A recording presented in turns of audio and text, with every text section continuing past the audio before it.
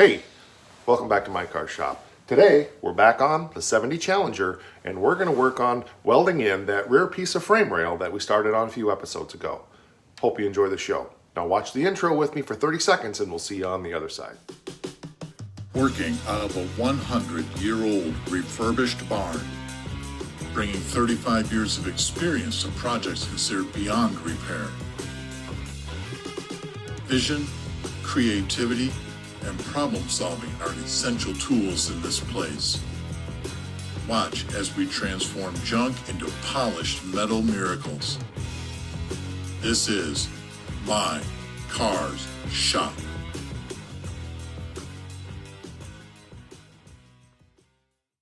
So we're going to get the furnaces fired up here and get the shop warmed up while I get some breakfast, but I thought we'd talk just a little bit about what we're doing today. As I mentioned in the intro, we're going to finish up that rear piece of frame rail in the car, and if we have time, we'll also start drilling out the spot welds on the front piece of that frame rail so that we're getting it ready to be able to install that front piece of frame rail. We've got some bracing and so forth to do on the car as well to get ready for that, but I'd like to get everything prepped so that in our very next episode on this car, we'll be putting in that piece of frame rail that all of you are anxious to see done. So let's get after this. Too much talk, just way too much talk. Let's just rock. To refresh everybody's memory where we're at, I got this frame rail piece fabricated and tack welded in the car, but I never went ahead and finish welded it. So as I said here just a minute ago, in order to put this other piece of frame rail here, let me show you that. This piece that we fabricated a couple episodes ago.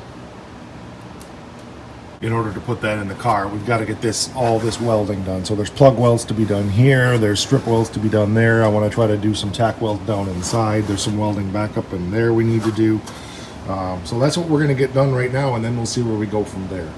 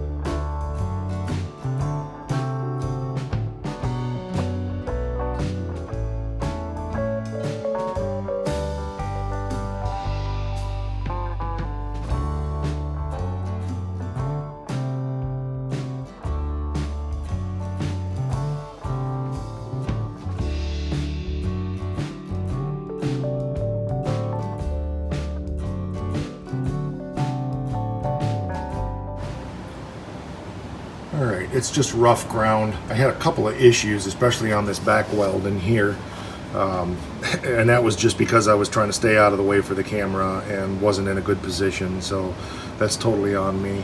But overall, you know, it's a frame, who cares? And my plan is to just get it roughed in, get it welded so it's structurally good. And I will be making a decision at some point on whether or not I'm going to go ahead and put this on a rotisserie. If I am, then I'll finish this all off when it's easy to access. If I'm not, then I'll go ahead and do the grunt work and get under here and you know, do the finish grinding and so forth. But it's progress, so now I need to do the outside. I didn't do it on camera because there was nothing to see, but I also put some bird crap welds in there, hard to get at.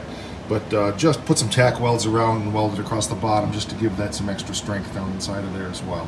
So very, very strong piece of frame here. I'm very happy with the way this is going.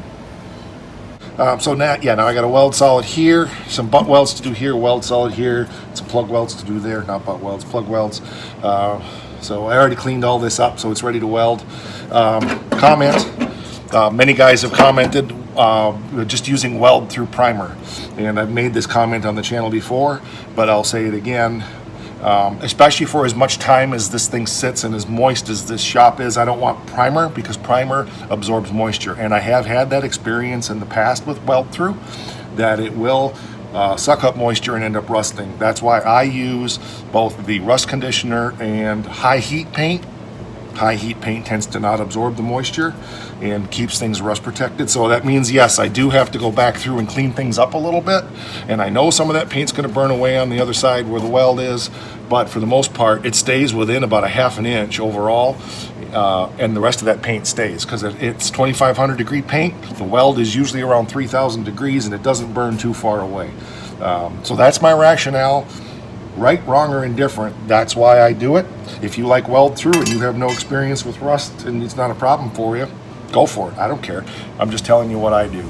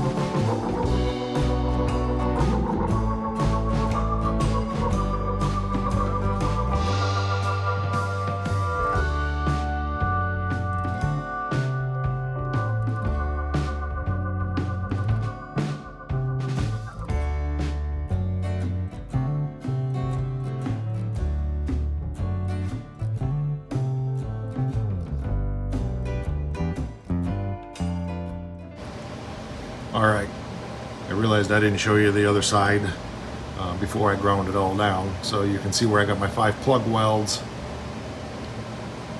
And then I ran along the edge there. You got 3 little beads, 6 plug welds there, and then right along the edge up there, you know.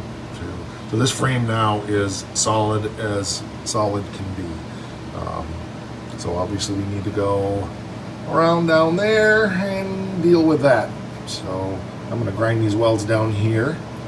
And I also want to talk about plug welding. So let's take a moment and do that. Hang on. Okay. So you can see here I've got a hole for plug welding. And what I do when I'm plug welding is going to be a little bit hard to see, but let's get you in there close. I get my wire on my wire welder way down in the middle there and start a good arc. Alright, so I strike a good arc down in here and don't touch out here. And this hole's a bit small, but I get that going really hot until the point where I'm almost afraid it's going to burn through. And then I start filling around and let that puddle build up and move around and bring it out over bigger. Usually I use a bigger hole than this, but out here and get that welded right in, and it melts right in. So you want to really make sure, because you want that penetration, so your weld really needs to be starting on that back side and then melting these two pieces together as you go around. So that's how I do plug welding. There's other ways, I suppose, but that's the way I prefer to start it. Another thing I wanted to just mention, since we're talking about welding, I always tend to run stuff hot. I always want to make sure I've got that good fried egg sound, that it's just really, you know, burning in there good, which means I tend to burn through sometimes, especially when I'm doing chassis work. I'll live with that. I don't know a welder out there. I don't know. Anyway, you're gonna burn through. That just happens because you're going along doing your thing and the metal's a little thinner there because you ground it a little much, or it was a little bit rusty. Or don't beat yourself up. You're gonna burn through. Like I said, I've been doing wire welding since I was 15 years old. We got our first wire feed welder, MIG welder, when I was in ag shop in high school. And so I've been doing this MIG welding a long time, and you burn through, no big deal. Let off your trigger, start triggering like I showed you on the other video on John's fender. Bzz, bzz, bzz, bzz. Start fill it in, puddle it up, move on. That's just going to happen. So obviously if you're burning through constantly, you got to adjust your settings or you got to trigger more. But don't worry about burn through. Once in a great while, I burnt through twice on the frame here, even on the inside, because I got carried away with the trying to get that inner, making sure I was in that plug welding, that I was burning good. And I got the welder cranked up a lot, obviously, for that. But I could see that in another spot. I came out and I backed down the voltage, and I try to keep my wire feed good when I'm doing that, so it's feeding a lot of material in there as well. But you want to make sure when you're looking on the backside, you're seeing that real hot penetration. If you can get back behind there as soon as you're done welding, look and see if it's glowing red and you can see that, or look and see if you can see those burn marks on the backside. So just a little welding tip. I'm not a professional welder. There's plenty of channels out here that can give you a lot better information, but I know a lot of you guys like learning from what I'm doing, so I'll give you the caveat again. This is the way I do things. It doesn't mean it's the right way, so do your own homework.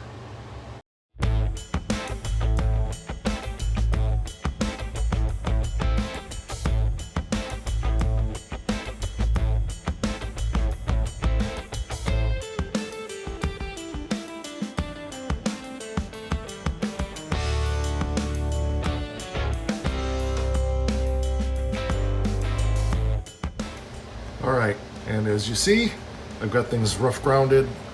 Yeah, it's ground down. I'll go over it with the purple wheel, but that's as far as I'm going to go for now, for the same reasons I mentioned before. I'll probably shoot some paint over it just to keep it from rusting, but we'll do dress up work later when we can get the car flipped up and get at it easier. So work smarter, not harder, right guys and gals? So I've gone over it with the purple, and I really probably need to get a hard block on or a hard grinder on a 6-inch and dress those welds down a little more, and then go after it with a 2-inch roll lock. But you get the idea, by the time you shoot that with a little of your factory stuff like this, those welds are going to be, even like this, would hardly be visible. And do I care if they're visible? No, I'm not hiding the fact that I fixed this, but obviously I want it to look nice. But again, as I've said, when I'm doing structural stuff, I really want to be careful about not getting too carried away with grinding welds down so that I create weak spots. I'd rather be safe than pretty. So as I said, even without finished grinding and all so forth, you shoot some black on there and it looks great. By the time you put a little body schuts on there or whatever you're going to put on there, that factory protector, you wouldn't see it. But I'm going to do a little more on it, but just wanted you to see what it looks like from this side, and we'll go look at the other side. And that's what it's going to look like under the car. So by the time you shoot some sound ender on there, like I said, it's going to look great. I am going to finish weld it, or finish grind it, but very respectable, nice looking piece of frame. I've got a little drilling to do up underneath here to put a couple holes in there for drainage, stuff like that. But and I noticed I missed one little spot welding right here. I got to do that sometime. I'm not going to worry about that right now, but we'll get that done. I don't know how much I'm going to get done in here, but the next steps are to, I'm going to cut this piece of floor out of here because it's just in the way. That'll give me a nice place where I can stand on the floor, because right now I can't get in here at all. But I need to start removing the spot welds and so forth from the frame rail. And they're pretty defined here, so it shouldn't be a big deal to just go through and drill those out. I have considered just cutting the floor here and just taking it all out and then building it back, and I still may do that, but the first thing I want to do is just get this out of the way here so that it gives me an easier place to work.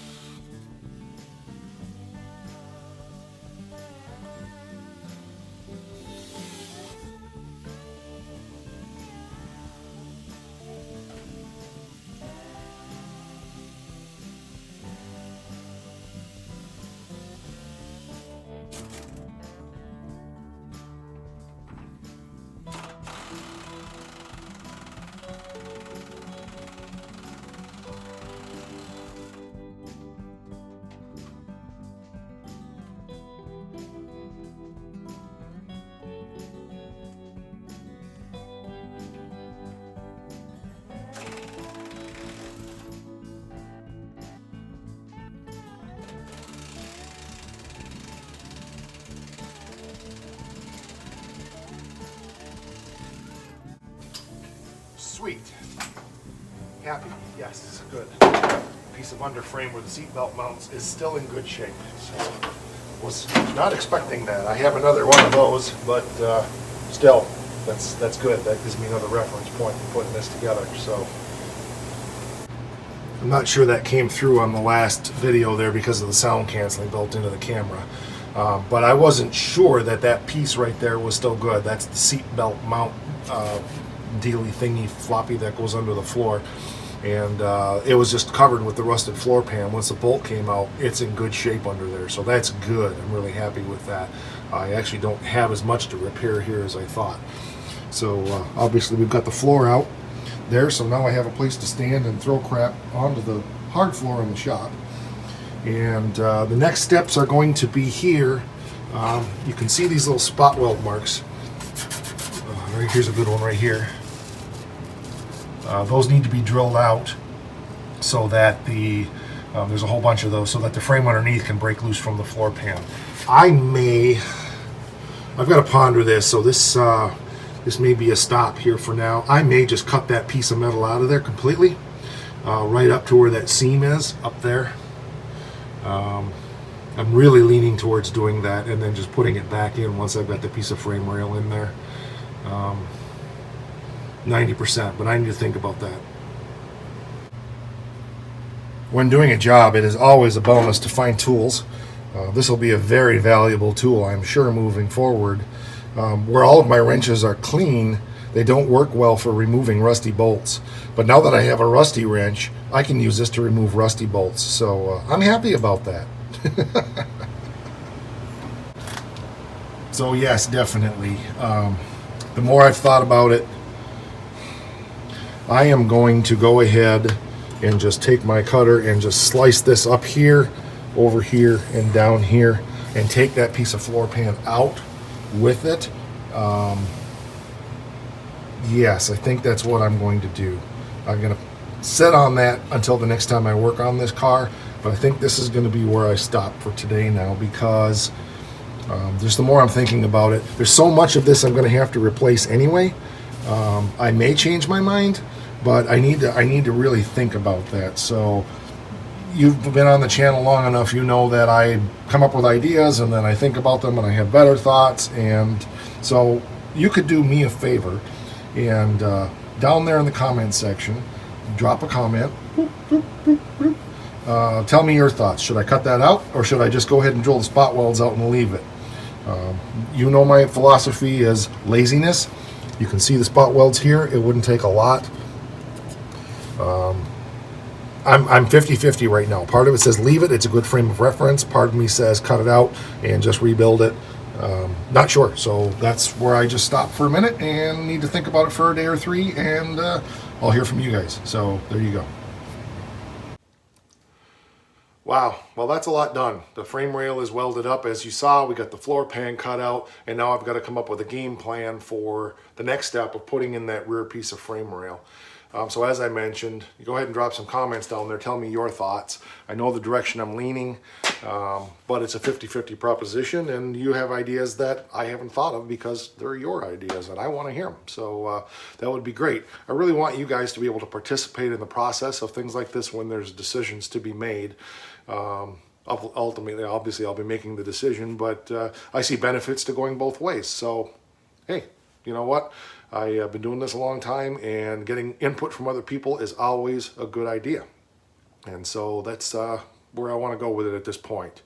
I'm freezing my patookas off out here today. I do not know why. It's only about 16 degrees outside. I can't get the shop above 40 degrees. It's just must be, I don't know. It's just friggin' cold out here today. So with the decision to be made on the floor pan there, with what's been accomplished, and the fact that I can't get it up to 50 degrees, which is where I usually like it to be, I think we need to just surrender and say, okay, I'm just kicking against too many things here. So I appreciate all of the subscribers on the channel. You guys are amazing. Now I really want to give you what you want to see here. We've got episodes coming on the Oakland. I've got a bunch of work going to be doing on that here real soon. I've actually done some work on the car off camera getting ready for the next steps, and waiting on the screens to come for the oil pan, and we can get the valves adjusted and pop the head back on, and we're not far.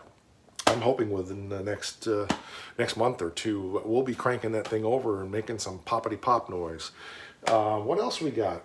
I really want to do an episode on the 47 Ford. I haven't done anything on this since spring, and I've got a bunch of paint work I need to be doing on the front clip yet, as far as getting the grill bars and everything painted, or the grill painted, and getting the grill bars back on. This car looks amazing when the front end is on it. I can't wait to get that done, get that bumperette painted. Going to be a little bit on that because it's just too cold to paint out here, and I need to be able to partition off part of the shop to create my paint booth so that I can do that, but that's coming. Something else. This is a little project that I've actually been looking forward to doing, and it's part of the reason I ordered the quarter panel for the driver's side on the Challenger. This trunk extension needs to be made, and there's more to it that goes up here. But the main thing that I think is going to be fun, and Eric, I think you'll appreciate this because you've mentioned on your trucks that you need to do some of this kind of work, floor pans and stuff. This is similar. Some bead rolling, some bending, just making this piece of trunk extension just for fun. Yeah, I know I can buy them for 50, 75 bucks, whatever they are, 35. I don't know. I don't care. I love making it, as you know, if you've been here. So I think this would be a fun little project. We can do some more techniques. We can get some different kind of bead rolling than we've done. With the bead roller, we've done the tipping, but we've not actually done beads. So, you know, I think that's a fun little episode to do. I've got more to do on John's 66 Belvedere fender. I thought I had the air compressor fixed. It was working, and this morning when I came out, it wouldn't start. It's getting old. I've had it since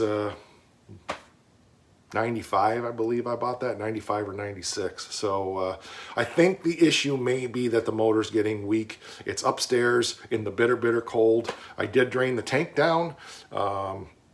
Once the pressure got down, I went up and spun it by hand a little bit, and it took right off immediately. So it may just be that it can't handle being upstairs in the barn in that bitter cold like it used to. So I either need to think about getting it down here, don't want the noise down here, or figuring out some kind of a heat source or a new motor, or not sure. I don't want to go out and buy a new compressor. There's really, I can't say there's nothing wrong with it, but it did start better, so I know that the starting capacitor was part of the problem. I don't think it's the starting switch in the motor itself. I think the motor just might be getting a little weak, and in the bitter cold, it just doesn't handle it well. So I don't know, maybe I'll put some kind of a heat source on it to warm it up an hour before I come out here so the compressor works. I'm not sure yet, but anyway, that's going to be an issue that I'm going to have to ultimately resolve. So hopefully that doesn't get in the way of anything. But anyway, all that to say, blah, blah, blah, sorry. I can DA John's fender down. The compressor does work good enough for that, so I'll get that done and the final finish work done on that in the next few weeks here. You know, we've got the other projects here. Some of them I can't get in the shop right now because of the weather, but the 74 Swinger, if you guys would like to see some more work on that, let me know. I know, Eric, you wanted me to work on the 88 truck, and I will do that. I've got a whole bunch of stuff coming, but I'm going to wait till spring on that. Some of it needs to be done outside. So anyway, there's a lot still to be done here, but the main focus right now is the Challenger, the Oakland, and John's Belvedere. So those episodes will be coming soon. So the question for you is, why are you here? You're here because I know you like what I do, you like the detail and so forth. But I really want to give you what you want to see. This channel is about you. And, you know, I do this work whether the camera's on or not. And I started this channel to do some things for friends and family, for the Oakland project and so forth. But it's developed into something more than that. We hit 300 subscribers last night. I know we've clicked off a few more this morning. The channel's continuing to grow. That's exciting. If you would, share the channel with other people. Let's get more subscribers. The more that we get here as far as subscribers and views, people watching, more viewing hours, the more I'm going to be able to offer you. I'm excited just to get to the point that I can do the custom URL so that it's youtube.com/mycarshop. That's going to be fun. But then there's member areas and private things, and I can put out posts on just about the channel without having to do videos. A lot of stuff that I similarly do on Instagram and Facebook. If you're not there, /mycarshop. So subscribe to the channel if you haven't. I would appreciate that. I want to do some more car hunting episodes as soon as the weather breaks a little bit and we get some nicer weather. I'm starting to plan the Duster project. So for those of you guys that have seen the Duster car hunting project, left, I think it's up here. I know some guys commented it's too far gone. Some guys commented go for it. Well, the deal has been made on the car, and the plan is next winter when this Challenger is back on its feet and the chassis work is all done and the sheet metal floor and all that's done, the Duster's going to be right there, and we're going to be doing the same thing on that car next year. So not that work's going to stop on the Challenger, but you know, I really want to have that car back on its feet and rolling around, and maybe on a rotisserie by next fall. So that seems like a long ways away, but it's really not. And I'm just as excited as I am to be working on the Oakland and the Challenger. I'm just as excited to be working on the Duster too. So I try to dedicate a number of hours every week to the projects. I'm always working on something behind the scenes, but that car is going to be coming here. So a little segue here and then I'll shut up. One of the comments was about how rusty cars are and why do we even bother fixing them? Well, first of all, we live in the Rust Belt. Let's face it, I live in Michigan. Rust is a normal part of our lives. Yes, we could find cars down south that would be rust-free, although I think they're getting harder to find. There's still a lot of these rust beauties around, and I have the skill to fix them. So if I can save a few cars that other people wouldn't, why not? Remember the show intro, right? Saving cars that others would deem beyond repair, or whatever it is that Mark says there. That's what we do here. So, you know, we're not just parts replacers. We make our stuff. We make as much of it as we can by hand where it's reasonable. And, you know, there's always a trade-off. But I was going through the numbers on the Challenger again, and I don't have that much into that car. I mean, we're talking a little over $1,000, including the purchase price on what I have into it. And I've bought new quarter panels. I bought a new gas tank, lots of sheet metal, other stuff that I don't remember. It's just time and having fun. And I want to emphasize that. Have fun doing your car. If it's not fun, why do it? So do it your way. It's okay. That's what we're all about, encouraging you to get out there and experiment and try. Be safe, get some expertise from people around you that know more than you so that you're sure you're doing things right. I'm showing you a way. It's not the only way. You got to make sure that you protect yourself and that what you're doing is safe. So, all right, if you haven't subscribed, please do hit the bell so you receive notifications. And until next time, rock!